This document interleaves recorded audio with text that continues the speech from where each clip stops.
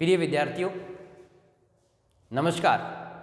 प्रेस्कार classes सरदार sir के YouTube channel पर आप सबका हार्दिक स्वागत है। हम लोग मेवाड़ के महाराणाओं के महाराणा कुंभा के बारे में पढ़ रहे थे। एक विद्या अनुरागी, एक कूटनीतिज्ञ, एक राजनीतिज्ञ शासक के बारे में पढ़ रहे थे। तो कुंभा के बारे में हम आगे की जानकारी शुरू कर रहे हैं। तो कुंभा की बात करें तो इनसे पहले हम लोगों ने कुंभा के विजय स्तंभ सारंगपुर युद्ध के बारे में चर्चाएं की थी कि किस प्रकार सारंगपुर युद्ध लड़ा गया और इसी युद्ध के इस युद्ध को यादगार बनाने के लिए कुंभा ने एक स्तंभ बनाया था, विजय स्तंभ। और विजय स्तंभ के बारे में पढ़ा होगा, आपको अच्छा लगा होगा। आज इनसे आगे की जानकारी प्राप्त करें।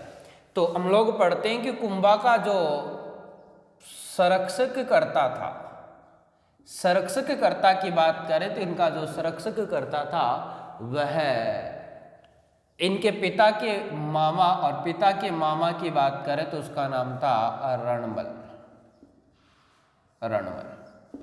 हम लोगों ने पढ़ा था कि 1433 ईस्वी में मोकल की हत्या कर दी गई और मोकल की हत्या करने के कारण कुंभा अकेला रह गया और कुंभा की दादी थी जिसका नाम था हंसाबाई, जो कि मोकल की माता थी और रणमल की बहन थी। और हंसाबाई ने मारवाड़ से कुंभा के संरक्षण के लिए रणमल राठौड़ को बुलाया था और रणमल राठौड़ ने प्रारंभिक शासन व्यवस्था संभाली थी। इसी रणमल राठौड़ की बात करें तो यह धीरे धीरे मेवाड़ का कर्ता धर्ता बन जाता है, यानी धीरे धीरे मेवाड़ पर इनका आधिपत्य बढ़ जाता है और यह कुंभा को समाप्त करके मेवाड़ पर अधिकार भी करना चाहता था। इसी रणमल की बात करें तो रणमल मेवाड़ का कर्ता धर्ता बन जाता है। यह मेवाड़ में सिंसोदियों को हटाकर, मेवाड़ में सिंसोदियों को हटाकर और उच्च पदों पर मारवाड़ के राठौड़ों की नियुक्ति कर देता है। मारवाड़ के राठौड़ों की नियुक्ति कर देता है, यानी मेवाड़ के जो भी सिंसोद या सरदार जिस उच्च पद पर थे उन उच्च पद से हटाकर उन्हें अलग कर देता है और उस पद पर मारवाड़ के राठौड़ों को नियुक्त कर देता है। इन्हीं की बात करें तो इसी रणमल ने राघव देव की हत्या करवा दी थी, यानी इस रणमल ने उच्च पद पर था, मेवाड़ के जो मुख्य सेना की कमान और आसपास की जो आंतरिक मामले की जो कमान संभाल रखी थी राघव देव ने संभाल रखी थी। इसी राघव देव के बारे में हम लोगों ने पढ़ा था कि राणा लाखा के मुख्य 3 पुत्र थे। बड़े पुत्र का नाम राणा चुंडा था, इससे छोटा राघव देव था और फिर तीसरी संतान हुई थी मोकल। तो ये कुंभा की बात करें तो कुंभा का चाचा था और इसकी हत्या करवा दी रणमल ने इनकी हत्या करवा दी। तब सिंसोदिया सरदार इनसे नाराज हो जाते हैं और सिंसोदिया सरदार नाराज हो जाते हैं। तब कुंभा ने बात करें तो कुंभा ने भी इन पर विशेष ध्यान दिया और इस रणमल की एक प्रेमिका थी जिसका नाम था भारमली, एक दासी थी। दासी की बात करें तो हंसाबाई के विवाह में बात करें तो दहेज के रूप में दासी के रूप में दी गई थी भारमली, और भारमली थी मारवाड़ की और मारवाड़ का था रणमल। तो इन दोनों का प्रेम प्रसंग था, यानी इनकी उपपत्नी थी भारमली। और इस भारमली के सहयोग से कुंभा ने 1438 ईस्वी में चित्तौड़गढ़ में हत्या करवा दी थी रणमल की, और रणमल की हत्या करवा दी गई थी। इसी समय की बात करें तो रणमल का पुत्र था जिसका नाम था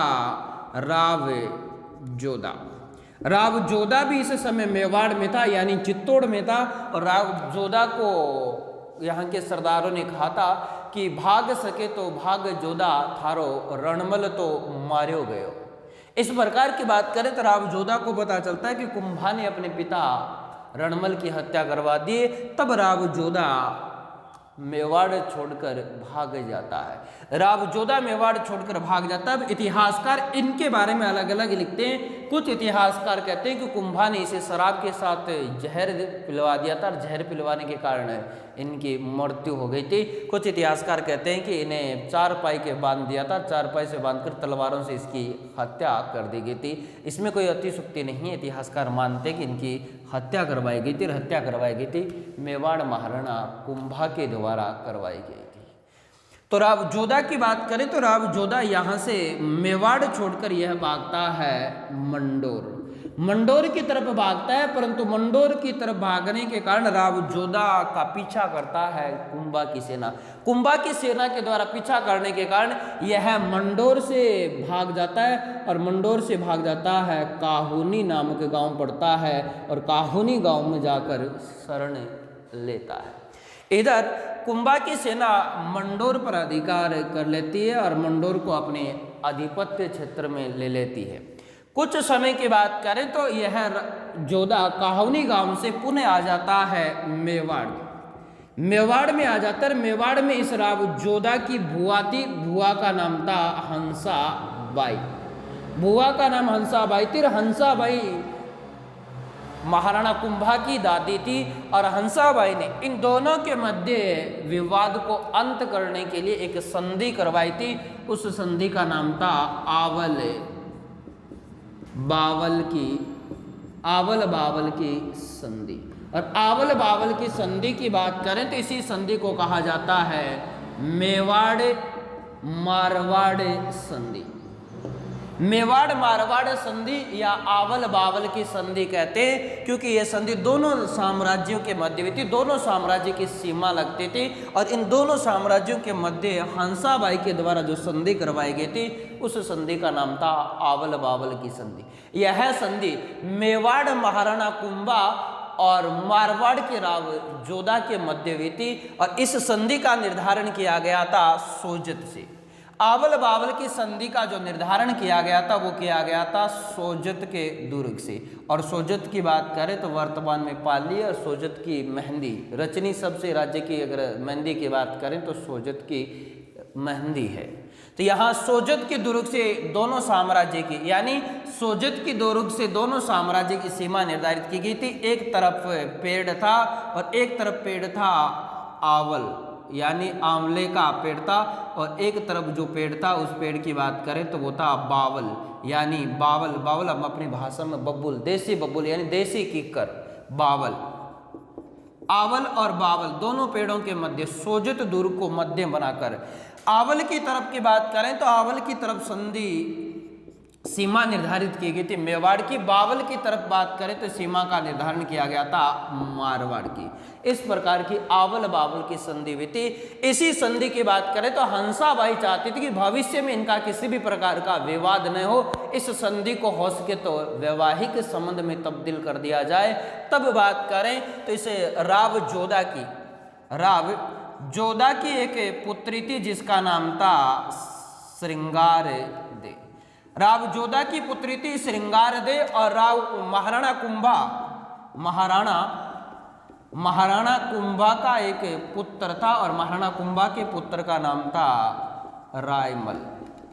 और इस रायमल के साथ यानी राव जोधा की पुत्री श्रृंगार दे का विवाह करवा दिया कुंभा के पुत्र रायमल के साथ। और इस प्रकार इन दोनों के मध्य मधुर संबंध स्थापित हो गए। दोनों एक दूसरे के संबंधी बन गए और ये प्रयास किया गया था हंसाबाई के द्वारा यानी भविष्य में निकट भविष्य में इनके मध्य किसी भी प्रकार का संघर्ष ना हो। दोनों की सीमाएं टच करते थे, इस कारण इन दोनों के मध्य वैवाहिक संबंध स्थापित करवा दिया गया था हंसाबाई के द्वारा। इस प्रकार की प्रसिद्ध संधि थी आवल बावल की। आवल बावल की संधि डेट को लेकर विवादित है। कुछ बताते हैं 1448 से लेकर 53 के मध्य मानते हैं, कुछ 1451-52 भी मानते हैं, इसलिए आपको डेट को लेकर किसी भी प्रकार का कन्फ्यूजन नहीं होता। इनकी डेट विवादित है, अभी तक एग्जामों में पूछी नहीं गई और फिर भी पूछा जाए तो आपको याद रखना है 1448 से लेकर 53 के मध्य संधि हुई थी और उस संधि को आवल बावल की संधि कहते हैं। इस प्रकार का इनका विवाद था आवल बावल की संधि को लेकर। तो ध्यान रखना, मेवाड़ का कर्ता धर्ता बन गया था और ये उच्च पदों पर सिंसोदियों को टाकर मारवाड़ के राठौड़ों की नियुक्ति करने लग गया था।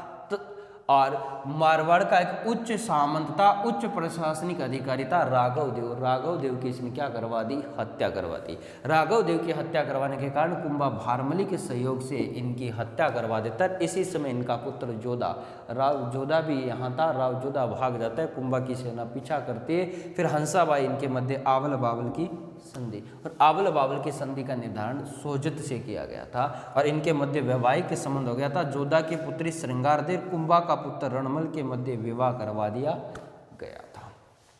और इसके बाद में बात करें तो इसने मंडोर के स्थान पर राव जोधा ने 12 मई 1459 ईस्वी में एक शहर की स्थापना की थी। उस शहर का नाम था जोधपुर और जोधपुर को अपनी राजधानी बनाया था। आगे की बात करें तो कुंभा की बात करें तो कुंभा की प्रमुख उपाधियों के बारे में चर्चाएं करते हैं कि कुंभा ने कौन कौन सी उपाधियां धारण की थी। तो मेवाड़ महाराणा कुंभा की उपाधियां, महाराणा कुंभा की उपाधियां,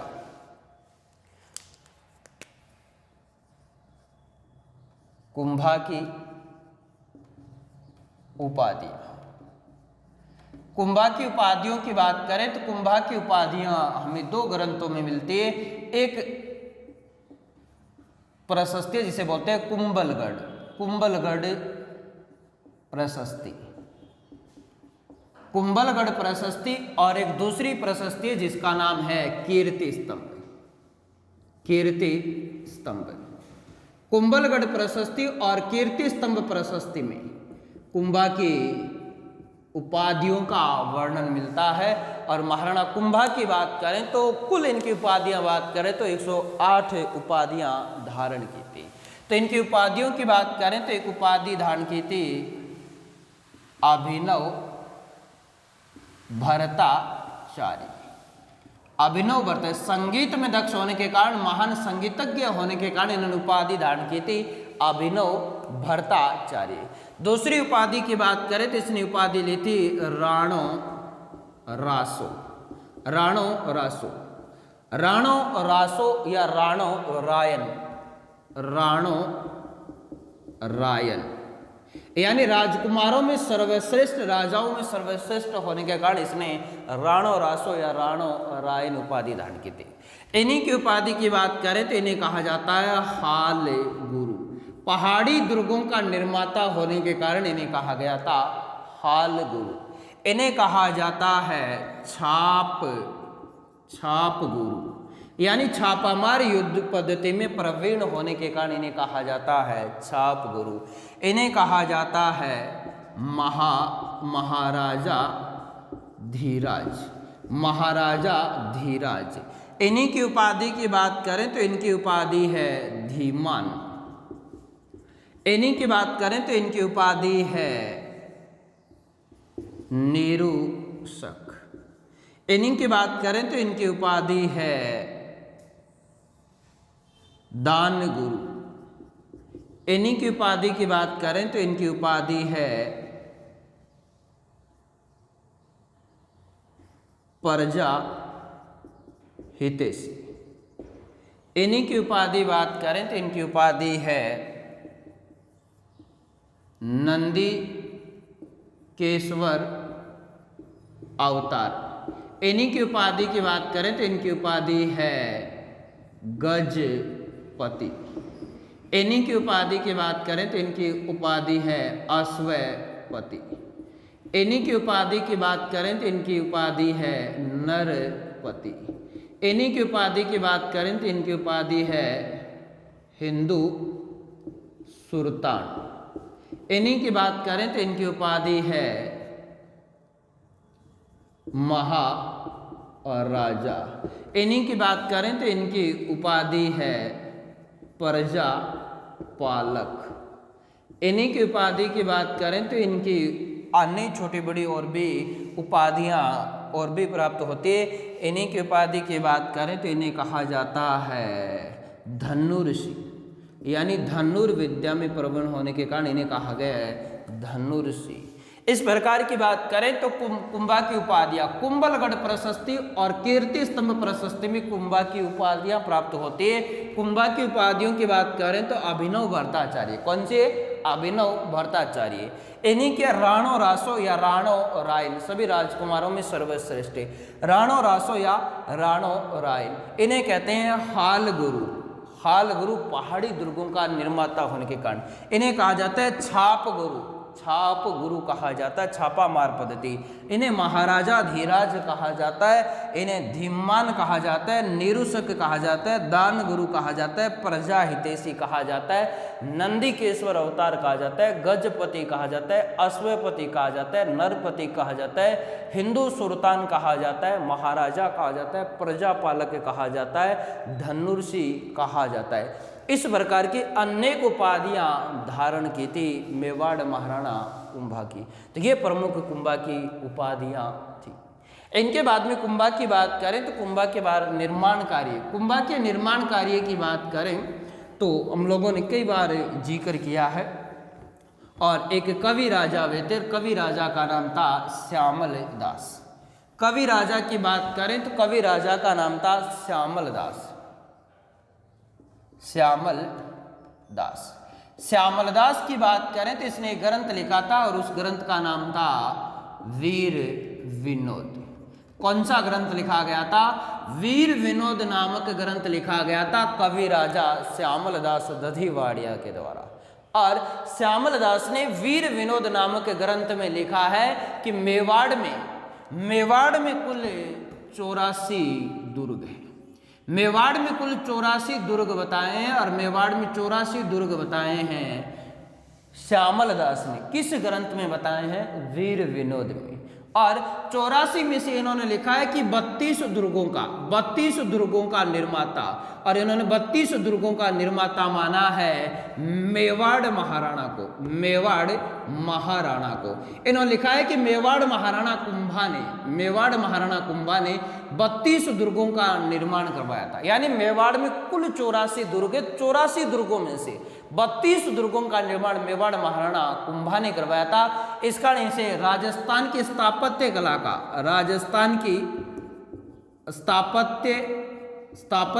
का जनक कहा जाता है। राजस्थान की स्थापत्य कला का जनक कहा जाता है मेवाड़ महाराणा कुंभा, क्योंकि मेवाड़ में 84 में से 32 दुर्गों का निर्माण मेवाड़ महाराणा कुंभा ने करवाया था। किस ग्रंथ के अनुसार? वीर विनोद। और वीर विनोद नामक ग्रंथ लिखा गया था श्यामल दास के द्वारा। तो इनके प्रमुख निर्माण कार्यों की बात करें तो इन्होंने निर्माण कार्यों की बात करें या पुनर्निर्माण की बात करें तो सर्वप्रथम एक दुर्ग की चर्चाएं करते हैं जिसका नाम है चित्तौड़गढ़।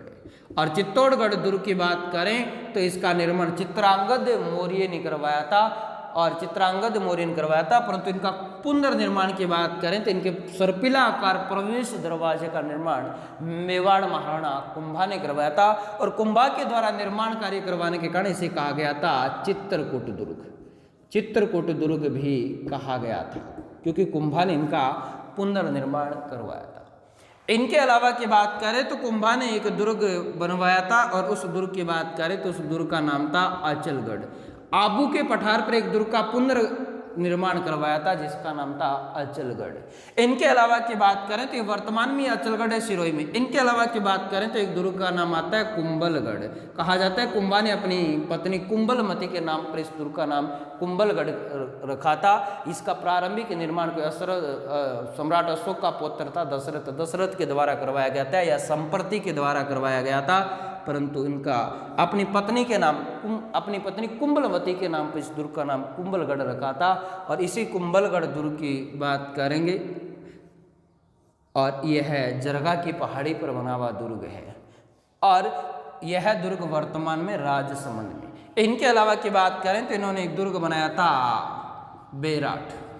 तो मित्रों यहाँ से आपको याद रखना है कि बेराट हम लोगों ने पढ़ा था कि बेराट एक सभ्यता जयपुर में स्थित है, परंतु बेराट का दुर्ग है भीलवाड़ा।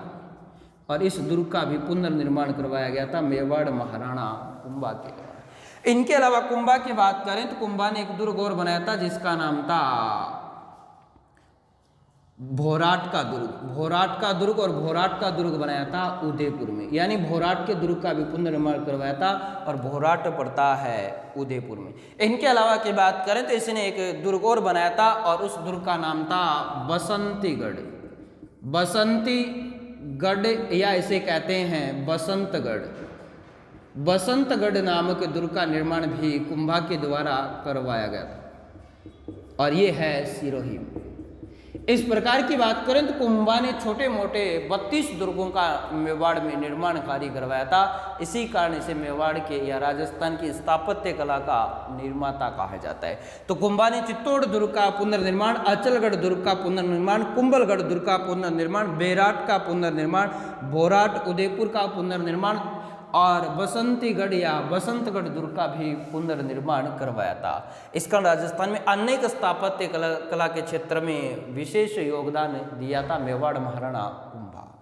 और इसी कुंभलगढ़ दुर्ग की बात करें तो कुंभलगढ़ दुर्ग वर्तमान में राजसमंद में, और इस दुर्ग की बात करें तो इस कुंभलगढ़ दुर्ग का जो मुख्य वास्तुकार था उसका नाम था शिल्पी मंडन था। और ये दुर्ग बना हुआ है जरगा यानी गिरी दुर्ग की श्रेणी में, जरगा की 13 चोटियों से घिरा हुआ है। इसे मचंद्रपाल या मछलीपुर के नाम से भी जानते हैं, इसे कुंभल मेरू के नाम से भी जानते हैं। इसी दुर्ग की बात करें तो इस दुर्ग का प्रकोटा 36.1 मीटर है, यानी 36.1 किलोमीटर के एरिया में इनका प्रकोटा फैला हुआ है। और इसी दुर्ग के बारे में कहावत प्रसिद्ध है। अबुल फजल ने कहा था कि ये दुर्ग इतनी दुर्भेद्यता पर, इतनी ऊंचाई पर बना हुआ है कि नीचे से ऊपर की तरफ देखने पर सिर की पगड़ी नीचे गिर जाती है। इस दुर्ग के बारे में कहावत प्रसिद्ध है। और इसी दुर्ग की बात करें तो इसके अंदर एक लघु दुर्ग बना हुआ है। लघु दुर्ग का नाम है कटारगढ़, और कटारगढ़ को कहा जाता है मेवाड़ की आंख। तो मेवाड़ की आंख किस दुर्ग को कहा जाता है? कटारगढ़। और कटारगढ़ दुर्ग कुंभलगढ़ दुर्ग के अंदर एक लघु दुर्ग बना हुआ है, इस लघु दुर्ग को कटारगढ़ कहते हैं और कटारगढ़ को मेवाड़ की आंख कहते हैं। क्योंकि आंख कहने का मतलब ये कि ये दुर्ग इतनी ऊंचाई पर बना हुआ है कि मेवाड़ के आसपास का जो 13 किलोमीटर का जो क्षेत्र है, 13 किलोमीटर के क्षेत्र पर आसानी से नजर रखी जा सकती है कटारगढ़ दुर्ग पर। इसी कारण इसे मेवाड़ की आंख कहते हैं, कटार की आकृति का है। और इसी कुंभलगढ़ दुर्ग की बात करें तो इस जो दुर्ग का प्रकोटा, इस दुर्ग के प्रकोटे की दीवार को great wall of India, Bharat की महान दीवार, यानी विश्व में चीन की दीवार के बाद सबसे बड़ी अगर दीवार की बात करें तो वो कुंभलगढ़ दुर्ग की मानी जाती है। और इस दुर्ग का जो वास्तुकार था वो था शिल्पी मंडन। इस प्रकार के अनेक दुर्गों का निर्माण करवाया था मेवाड़ महाराणा कुंभा ने। अब कुंभा की बात करें तो कुंभा ने कौन कौन से ग्रंथ लिखे थे, कौन कौन से इनके दरबारी विद्वान थे, इनके बारे में हम लोग चर्चा करते हैं। कुंभा के दरबारी की बात करें,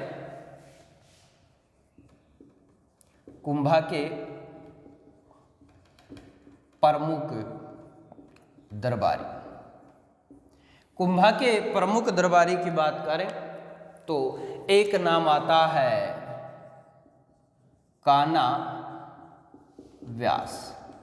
कुंभा के दरबार में एक प्रसिद्ध विद्वान था और उस प्रसिद्ध विद्वान का नाम था काना व्यास।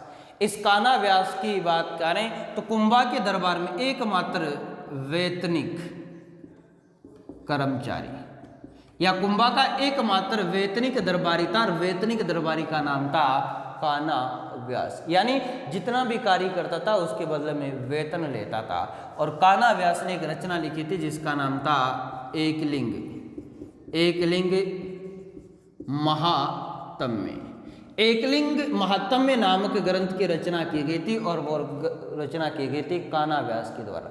यानी कुंभा के दरबार में एक विद्वान रहता था जिसका नाम था काना व्यास। और काना व्यास की बात करें तो कुंभा का एकमात्र वेतनिक कर्मचारी था। इसने एक ग्रंथ लिखा था जिसका नाम है एकलिंग महात्म्य। और एकलिंग महात्म्य की बात करें तो इसके 2 भाग माने गए हैं। एक भाग जो प्रथम भाग है उसका नाम है राजवर्णन, और इस राजवर्णन का जो लेखन कार्य मेवाड़ महाराणा कुंभा ने स्वयं किया था। और दूसरा भाग है एकलिंग का और दूसरा भाग कान्हा व्यास के द्वारा लिखा गया था।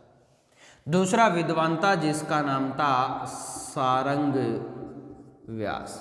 और सारंग व्यास की बात करें तो ये महाराणा कुंभा का संगीत गुरु था। कई बार एग्जाम में पूछा जाता है कुंभा के संगीत गुरु का नाम क्या था, तो संगीत गुरु का नाम था सारंग व्यास। तो सारंग व्यास की बात करें तो कुंभा को संगीत की शिक्षा दीक्षा दी थी। इनके अलावा की बात करें तो एक विद्वान और था जिसका नाम था हीरानंद, जैन मुनि हीरानंद। और इस हीरानंद की बात करें तो ये कुंभा का चित्रकला का, कुंभा के चित्रकला का गुरु माना जाता है। कुंभा के चित्रकला के गुरु का नाम था सारंग व्यास। और इसे कुंभा ने कवि राजा की उपाधि दी थी। कवि राजा की उपाधि दी थी। किसको उपाधि दी थी? हीरानंद को दी थी। इनके अलावा की बात करें तो कुंभा के दरबार में सोम सुंदर, इनके अलावा टिल्ला भट्ट जैसे, जयचंद्र सूरी जैसे विद्वान रहते थे। इनके अलावा कुंभा के दरबार में बात करें तो एक प्रधान वास्तुकार रहता था जिसका नाम था शिल्पी मंडन। और इस शिल्पी मंडन ने कुंभा के अधिकांश दुर्गों का डिजाइन बनाया था। तो प्रधान इनका जो वास्तुकार था उसका नाम था शिल्पी मंडन। इसी शिल्पी मंडन ने प्रसिद्ध कुंभलगढ़ दुर्ग का डिजाइन बनाया था। तो कुंभलगढ़ दुर्ग का प्रसिद्ध वास्तुविद था जिसका नाम था शिल्पी मंडन। और इस शिल्पी मंडन ने अनेक ग्रंथ लिखे थे। जैसे बात करें तो राज वल्लभ मंडन, शकुन मंडन, प्रसाद मंडन, रूप मंडन, इस प्रकार के अनेक ग्रंथों की रचना की थी। यानी राजवल्लभ मंडन है, शकुन मंडन है, प्रसाद मंडन है, रूप मंडन है, कोदंड मंडन है, कोदंड मंडन है। इस प्रकार के अनेक ग्रंथों की रचना की थी शिल्पी मंडन ने। कहीं मूर्ति कला के बारे में, कहीं भवन निर्माण के बारे में, कहीं आयुर्वेदिक के क्षेत्र में, कहीं शगुन मंडल के क्षेत्र में, इस प्रकार के अनेक ग्रंथ लिखे गए थे शिल्पी मंडन के द्वारा। इनके अलावा की बात करें तो इन्हीं के दरबार में अनेक रहते थे और जिनमें अन्य वास्तुविद थे। एक का नाम था जेता, एक का नाम था नापा, एक का नाम था पेम्मा और एक का नाम था देपा। ये भी कुंभा के वास्तुविद थे। इन्होंने विजय स्तंभ का वास्तुविद बनाया था। विजय स्तंभ की डिजाइन बनाई गई थी जेता, नापा, पेम्मा और देपा। इस प्रकार के कुंभा के प्रमुख वास्तुविद या कुंभा के प्रमुख दरबारी थे। तो आपको याद रखना है एकलिंग महात्म्य के रचनाकार कान्हा व्यास थे और इनके संगीत गुरु थे जिनका नाम था सारंग व्यास। इनके चित्रकला के गुरु थे, इसका नाम था हीरानंद। और हीरानंद को कुंभा ने कवि राजा की उपाधि प्रदान की थी। इनके प्रधान वास्तुविद थे जिनका नाम था शिल्पी मंडन। और शिल्पी मंडन ने कुंभलगढ़ दुर्ग जैसे दुर्गों का डिजाइन बनाया था। कुंभा के अनेक दुर्गों का इन्होंने डिजाइन बनाया था, परंतु इन्होंने अनेक ग्रंथों की रचनाएं की थी। राजवल्लभ है, शकुन मंडन है, प्रसाद मंडन है, रूप मंडन है, कोदंड मंडन है। इनके अलावा इनके विजय स्तंभ के वास्तुविद थे जेता, नापा, पेमा और देपा जैसे प्रमुख वास्तुविद इनके दरबार में रहते थे। इनके अलावा बात करें तो कुंभा एक महान संगीतज्ञ था, एक महान निर्माता भी था, एक राजनीतिज्ञ था और कूटनीतिज्ञ था। इन्होंने संगीत के क्षेत्र में अनेक ग्रंथों की रचनाएं की थी, अनेक टीके लिखे थे। और तो कुंभा की बात करें तो कुंभा की प्रमुख रचना मेवाड़ महाराणा कुंभा की प्रमुख रचना। मेवाड़ महाराणा कुंभा ने अनेक रचनाएं की थी क्योंकि यह वीणा प्रवीण यानी वीणा बजाने में प्रवीण था और इन्होंने संगीत में भी अनेक ग्रंथ लिखे थे। इनकी बात करें तो इन्होंने 2 टीका लिखा था। इन्होंने 2 टीका लिखा था और 2 टीकों की बात करें, एक टीका था जिसका नाम था रसिक प्रिय। रसिक प्रिया नामक टीका लिखा था और दूसरा लिखा था जिसका नाम था चंडी शतक। रसिक प्रिया और चंडी शतक नामक दो टीके लिखे गए थे कुंभा के द्वारा। रसिक प्रिया की बात करें तो इन्होंने ये टीका लिखा था जयदेव। जयदेव का एक ग्रंथ है जिसका नाम है गीत गोविंद। तो गीत गोविंद के आधार पर कुंभा ने एक टीका लिखा था और उस टीका का नाम है रसिक प्रिया। और इसी रसिक प्रिया में हम लोगों ने पढ़ा था राणा हम्मीर को वीर राजा की उपाधि दी गई है। राणा हम्मीर को वीर राजा की उपाधि किस टीका में दी गई है? रसिक प्रिया में। और रसिक प्रिया टीका की रचना की गई थी कुंभा के द्वारा। कुंभा ने दूसरा टीका लिखा था चंडी शतक। इनके अलावा इसने ग्रंथ लिखा था, एक ग्रंथ लिखा था संगीत राज। संगीत राज, संगीत राज की बात करें तो कुंभा का संगीत के क्षेत्र में सिरमौर ग्रंथ था। और सिरमौर ग्रंथ की बात करें तो इस ग्रंथ के 5 भाग थे। पिछली बार पटवारी में पूछा गया था कि संगीत राज नामक ग्रंथ के कितने भाग थे, तो संगीत राज के 5 भाग थे। और 5 भागों की बात करें कौन कौन से भाग थे? एक भाग था जिसका नाम था पाठ्य रतन कोश। दूसरे की बात करें तो उसका नाम था गीत रतन कोश। तीसरे की बात करें तो तीसरा था उसका नाम था वाद्य रतन कोश। और 4 नंबर था उसका नाम था नृत्य रतन कोश। और 5 नंबर था उसका नाम था रस रतन कोश। संगीत राज नामक ग्रंथ था। संगीत राज नामक ग्रंथ के 5 भाग थे। और 5 भाग की बात करें तो पाठ्य रतन कोश, गीत रतन कोश, वाद्य रतन कोश, नृत्य रतन कोश और रस। यानी आपको याद रखना है कि पाठ करेंगे तो क्या होगा? गीत। क्या होगा? पाठ पढ़ेंगे तो गीत गाना पड़ेगा, पाठ पढ़ेंगे तो गीत गाना पड़ेगा।